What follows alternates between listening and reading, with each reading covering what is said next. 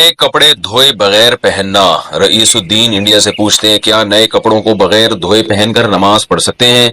बाज लोग कहते हैं कि नए कपड़ों को बगैर धोए पहनकर नमाज नहीं होती।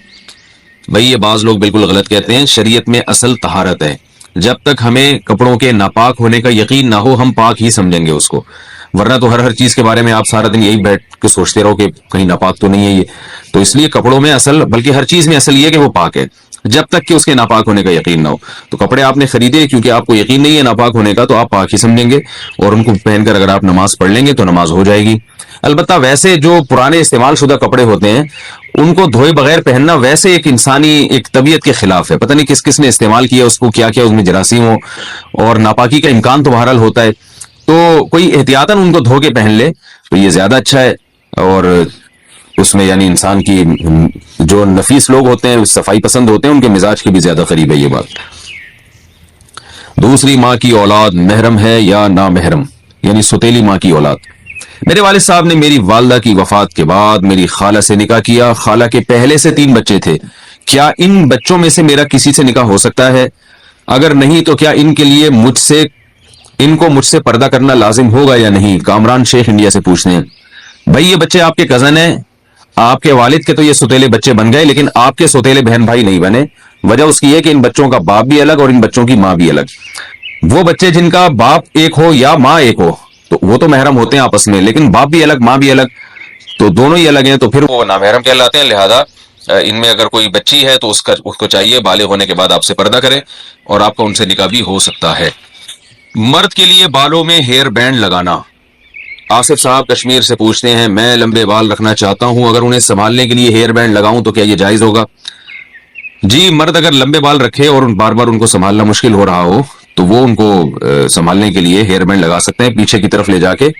ऐसा ना हो कि ऊपर चुटियां बनाना शुरू कर दें, पीछे जो बाल जाते हैं उनको हेयर बैंड से उनको बांधा जा सकता है, उसमें कोई हर्ज नहीं है।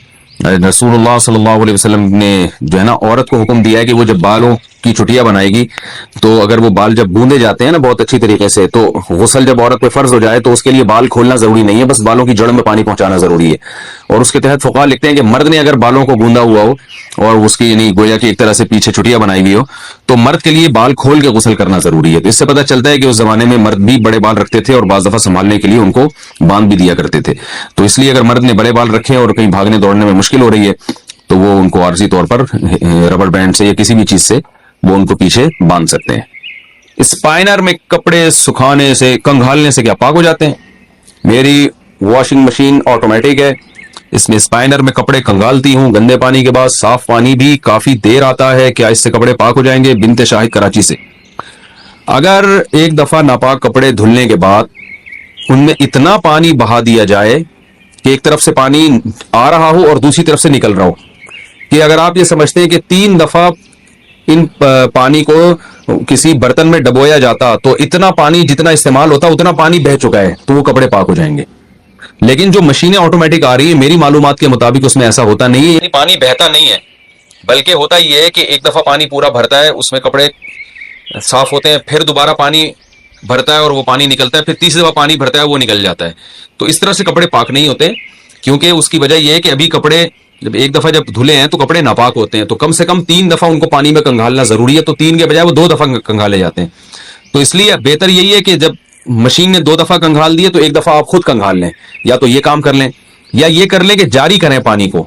जारी का मतलब पाइप लगाएं, इधर से पानी आ रहा हो और उधर से निकल रहा हो, तो जब इतना पानी निकल जाएगा जिसमें आपको अंदाजा हो कि कपड़े पाक हो गए तो कपड़े इंशाल्लाह पाक हो जाएंगे। नापाक कपड़े को मशीन में डालने से पहले क्या धोना जरूरी है? मर्द हजरात को जो एहतलाम होता है, अगर वो कपड़ा हम डायरेक्ट ऑटोमेटिक मशीन में डाल दें तो क्या वो कपड़ा पाक हो जाएगा या पहले इस नापाक कपड़े को अलग से धोना होगा फिर मशीन में डालना होगा? देखो, ऑटोमेटिक मशीन अगर 3 दफा धो के पानी निकाल देती है तो फिर तो कपड़ा पाक हो जाएगा।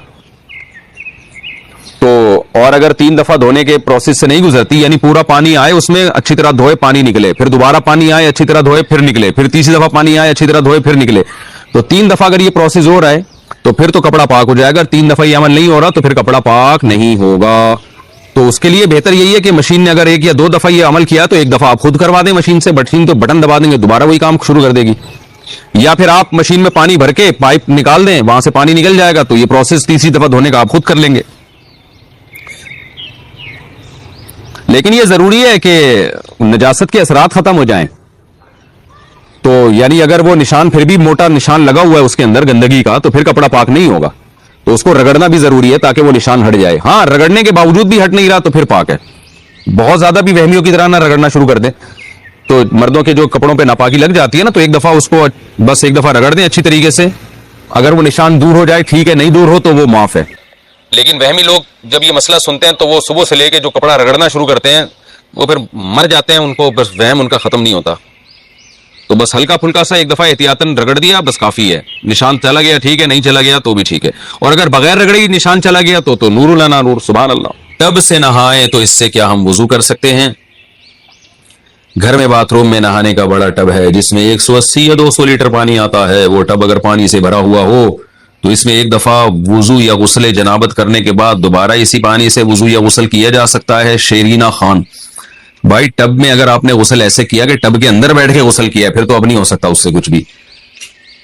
तो हाँ, अगर टब से ऐसे पानी ले लेके अपने ऊपर डालते रहे हैं जैसे मग्गे से, जो तमीज से इसी तरह ही नहाया जाता है कि टब के अंदर बैठ के नहीं नहाया जाता, बल्कि टब से पानी लेके जो है वो अपने ऊपर डाल रहे हैं, तो फिर तो उस टब से आप उन्हें गुस्ल भी किया, जो पानी बच जाए वुजू भी करें या पहले वुजू कर लें। वैसे गुस्ल के बाद वुजू की जरूरत नहीं होती, लेकिन सुन्नत गुस्ल यही है कि पहले वुजू करें फिर गुस्ल करें।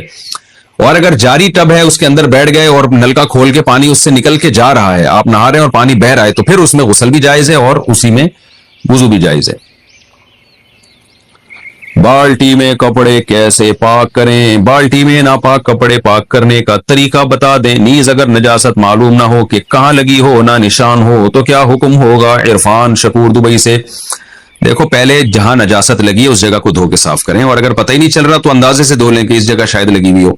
अंदाजे से भी धो लेंगे, अल्लाह कबूल कर लेगा इंशाअल्लाह। बाकी ये कि बाल्टियों में पानी, बाल्टी में तो जब कपड़े डाले जाएं उनको अच्छी तरह रगड़ा जाए, और फिर कम से कम 3 दफा, जब पहले यानी जब थोड़ा साबुन निकल गया ना उसके बाद कम से कम 3 दफा बाल्टी में कपड़ा डाल के नया पानी लेके नचोड़ा जाए।